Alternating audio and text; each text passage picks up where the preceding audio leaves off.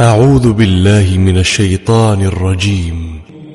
ألم تر أن الفلك تجري في البحر بنعمة الله ليريكم من آياته إن في ذلك لآيات لكل صبار شكور.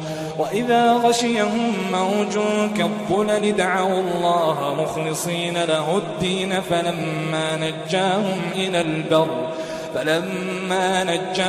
إلى البر فمنهم مقتصد وما يجحد بآياتنا إلا كل ختار كفور.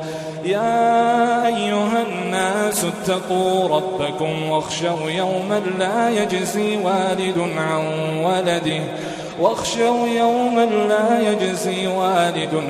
ولده ولا مولود هو جاز عن والده شيئا إن وعد الله حق فلا تغرنكم الحياة الدنيا ولا يغرنكم بالله الغرور.